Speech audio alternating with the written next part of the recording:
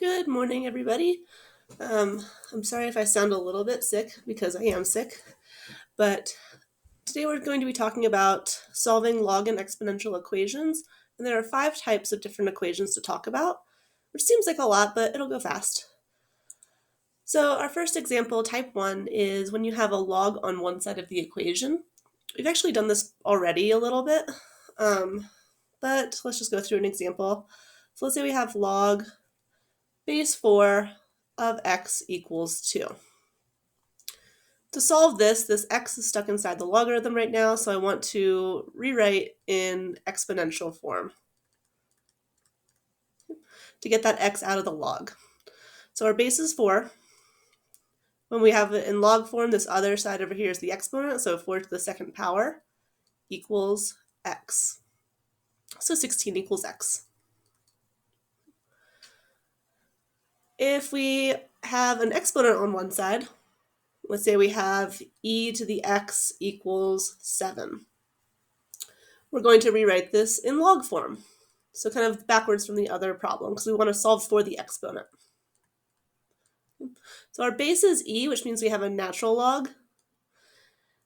So that's a log base e of 7 equals our exponent, which is x.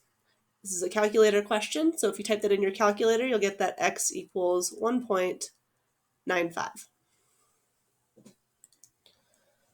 All right, another type of problem that we haven't dealt with yet is if we have a log on both sides. So the common log property states that if we have 2 logs with the same base, so log base b of x equals log base b of y, then we can rewrite that as x equals y.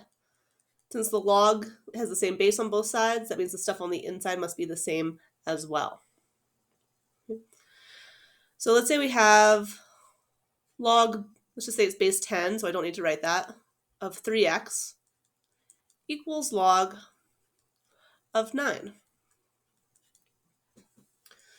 Common log property states I can just say that 3x equals 9, divide both sides by 3, and x equals 3.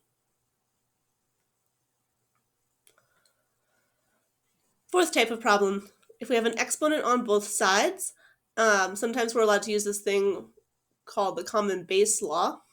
I'll show you when we don't have a common base on the next slide. But the common base law, kind of similar to the common log law, if I have some base to the x equals the same base to a different exponent, then I can say that the exponents must be the same. So, example I have for you, I have 2 to the x plus 5 equals 4 to the 3x. So right now these have different bases, but I can rewrite 4 so that it is base 2. And that's because 4 is the same thing as writing 2 to the second power. So I'm going to take 2 to the second power and replace that where I have a 4. So the left side is still 2 to the x plus 5. This equals 2 to the second power. And then I've still got to that 3x power. I multiply those two exponents. 2 to the x plus 5 equals 2 to the 6x. Now my bases are the same, so I'm allowed to say that my exponents, x plus 5, equals 6x, and solve for x. So let's subtract x from both sides. 5 equals 5x. Divide both sides by 5, and we get x equals 1. So that's for when we have a common base.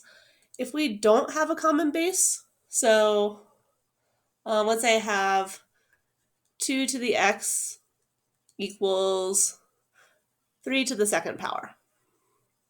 I know I could evaluate this 3 to the second power, but I just want to keep this kind of a simple problem. If we had x's everywhere, one way that we can rewrite this is to take the log of both sides.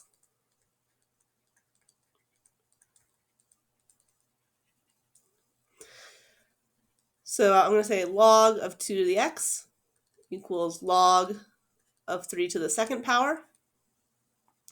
And if you'll remember the power property from the other day, when we have a power inside a logarithm, I can rewrite that as a coefficient. So 2 times log of 2, sorry, that should be x, not 2. So x times log 2 equals 2 times log 3. To get x by itself, I'll divide both sides by log 2.